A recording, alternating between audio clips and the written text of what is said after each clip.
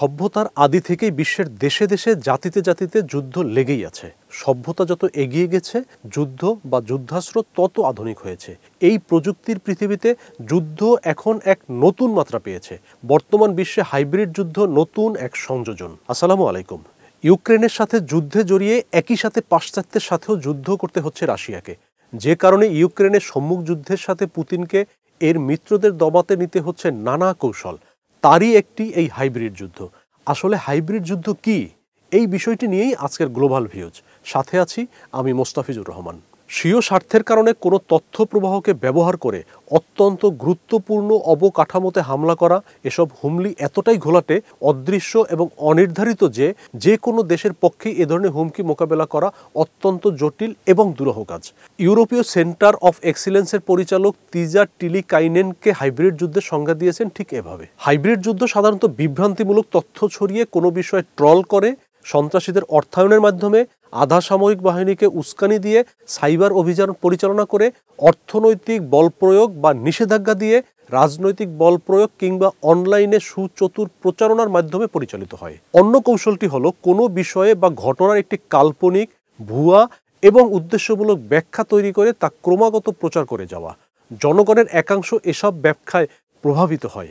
ইউক্রেনে হামলার পর অনলাইনে এ ধরনের প্রচারণা বেড়েছে। নিজের নিরাপত্তার জন্য এই হামলা অবশ্যম্ভাবী হয়ে পড়েছিল বলে মস্কোর যে ব্যাখ্যা, তা শুধু রাশিয়ার নয়, পুরো ইউরোপের বহু মানুষ বিশ্বাস করে। তবে সম্প্রতি রাশিয়ার হাইব্রিড যুদ্ধ নিয়ে আলোচনা আরও বেড়েছে। বর্তমান সময়ে শান্তি ও যুদ্ধের মাঝের ধূসর জায়গা দ্রুত ছোট হয়ে আসছে।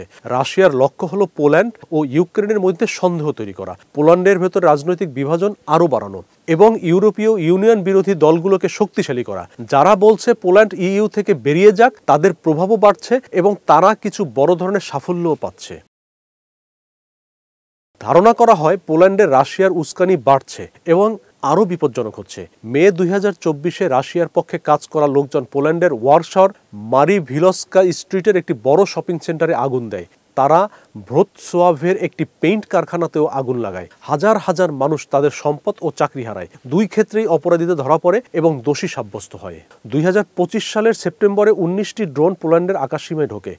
এই ঘটনা বিশ্বব্যাপী সংবাদ মাধ্যমে আলোচিত হয়। এরপর 11 নভেম্বর পোল্যান্ডের স্বাধীনতা দিবসে একটি ভাষণ দেন নতুন ডানপন্থী প্রেসিডেন্ট করল নাভরকি। তিনি একবারও রাশিয়াকে হুমকি হিসেবে উল্লেখ করেননি, বরং তিনি ইউরোপীয় ইউনিয়নকে আক্রমণ করেছেন। তিনি বলেছেন, পোল্যান্ডের প্রেসিডেন্ট কখনোই সেই ময়ূর আর তোতা হবেন না যারা পশ্চিমের কথা শুধু নকল করে। তার মতে কিছু পোলিশ রাজনীতিবিদ দেশের স্বাধীনতা ও সার্বভৌমত্ব এক টুকরো করে বিদেশি প্রতিষ্ঠান, আদালত ও ইইউ এর হাতে তুলে দিচ্ছে। বারবার আমন্ত্রণ পেলেও তিনি এখনও ইউক্রেনের প্রেসিডেন্ট ভলোদিমির জেলেনস্কির সাথে দেখা করতে কিয়েভ যাননি।